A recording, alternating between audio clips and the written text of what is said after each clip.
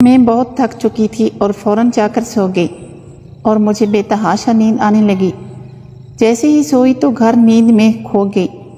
صبح جب اٹھی تو سورج سر کے اوپر تھا۔ واش روم گئی، ہاتھ منہ دھو کر واپس آئی۔ بھائی سے اسد کا پوچھا تو کہنے لگا وہ تو صبح سے جا چکا ہے، تم نیند میں تھی اس لیے اٹھانا ضروری نہیں سمجھا۔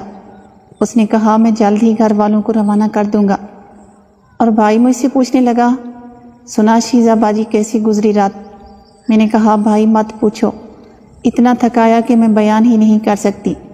تم سے وہ بہت ہٹ کے تھا کیونکہ تم باجی سمجھ کر کچھ رعایت کر جایا کرتے تھے، لیکن اس نے تو 1 روپے کی بھی رعایت نہ دی، بس اپنا فائدہ ہی کرتا رہا، لیکن تھا بہت خوش کیونکہ میں اس کے ارادوں پر پورا اتری ہوں۔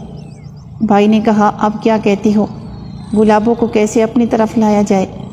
تو میں نے کہا بھائی وہ مجھے لگتی تو شوقین ہے، پھر بھی مجھے لگتا ہے وہ اسد کے رشتے کے لیے ساتھ ہی آئے گی، لیکن تم نے موقع ضائع نہیں کرنا۔ اب میں نے اپنا جو کام کرنا تھا کر چکی ہوں، اب تمہاری باری، جو طریقہ بھی اختیار کرو وہ آپ کا کام ہے۔ بھائی نے شیزہ باجی تم دیکھتی جاؤ، گلابوں یہاں سے خالی واپس نہیں جائے گی، یہاں سے فریش کر کے ہی بھیجوں گا۔ باتوں ہی باتوں میں مجھے یاد آیا کہ ہم تو بس کام پر ہی لگے ہیں، کوئی سیفٹی کا تو پتہ ہی نہیں، یہ نہ ہو کہ بن بہائی ماں بن جاؤں۔ یہ ڈر تو مجھے بے چین کرنے لگا، اور سب سے بڑی بات تو میں اپنے بھائی کا نام بتانا بھول گئی۔ میرا بھائی کا نام دانش تھا۔ میں نے دانش بھائی سے کہا بھائی اب تو ڈیٹ بھی آنے والی ہے، مجھے تو ابھی یاد آیا، اب کچھ کرو۔ بھائی نے کہا شیزہ باجی بات تمہاری ٹھیک ہے، اب پتہ نہیں شادی کتنا دیر میں ہوتی ہے، چلو چلتے ہیں بازار، سیفٹی کا بھی کچھ کر لیتے ہیں، اور آج گھومنے کا بھی دل کر رہا ہے۔ سمندر ہمارے پاس ہی تھا۔ میں اور بھائی بائک پر چڑھ کر نکل پڑے۔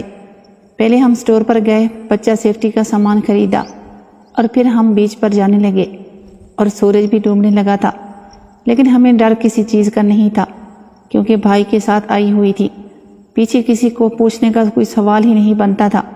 بھائی کے پیچھے سے چپک کر بیٹھی۔ تھوڑی ہی دیر بعد ہم ساحل کی حسین لہروں میں آ گئے۔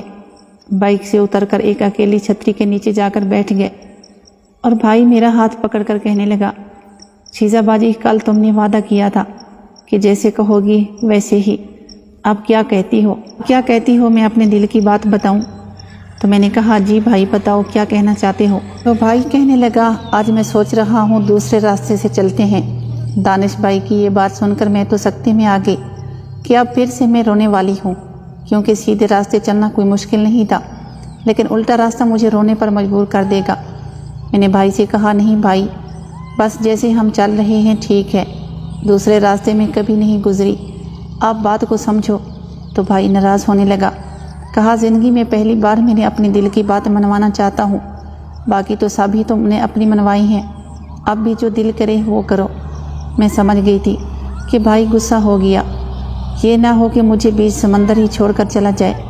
میں نے پھر کہا بھائی اب تم ناراض ہو، روزانہ ہی مجھے ایموشنل بلیک میل کرتے ہو، کرو جو کرنا ہے، سیدھے راستے چلو یا دوسرے راستے، اگر تمہیں یہ سب کر کے اچھا لگتا ہے تو تمہاری مرضی ہے، بھائی پر اتنا تمہیں پتہ ہونا چاہیے، اس بات پر میں خوش نہیں ہوں، بس تمہاری خوشی کے لیے ہی یہ سب کرنے پر مجبور ہو جاتی ہوں۔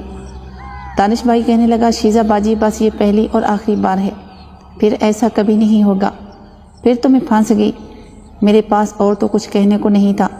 بھائی نے کہا شیزہ باجی آج موسم اچھا ہے، کیا کہتی ہو آج یہاں پر ہی ٹھہر جائیں؟ میں نے کہا پھر ابو کو کال کر کے پوچھ لو کیا کہتا ہے، رہنے دیتا ہے تو رہتے ہیں، نہیں تو چلتے ہیں واپس۔ بھائی نے ابو سے فون کیا اور کہا ابو میں اور شیزہ باجی بیچ پر آئے ہیں، ہمارا آج رہنے کو دل کر رہا ہے، ہم نے سوچا آپ سے پوچھ لیں۔ تو ابو کہنے لگا بیٹا اگر تم لوگ رہنا چاہتے ہو تو رہ لو، اپنا خیال رکھنا۔ پھر بھائی خوش ہوتے ہوئے کہا چلو باجی روم لیتے ہیں۔ میں تو خوش نہیں ہو رہی تھی کیونکہ مجھے انجام سامنے نظر آ رہا تھا۔ ہم روم کی چابی لے کر آ گئے اور بھائی ہنس ہنس کر پاگل ہوا جا رہا تھا، میں بیڈ پر بیٹھی سردی سے کانپ رہی تھی۔ پھر بھائی نے تو بس اخیر ہی کر دی، میری آنسو بہتے ہوئے بیڈ بھگو گئے، لیکن بھائی نے ترس نہیں کھایا۔ ناظرین اس ویڈیو کا بقیہ حصہ اگلی ویڈیو میں اپلوڈ کیا۔ آپ سے ریکویسٹ ہے اگر اس کہانی کے آپ پورے پارٹ دیکھنا چاہتے ہیں تو اس چینل کو سبسکرائب کر کے बेल नोटिफिकेशन को ऑल पे क्लिक कर दें। शुक्रिया।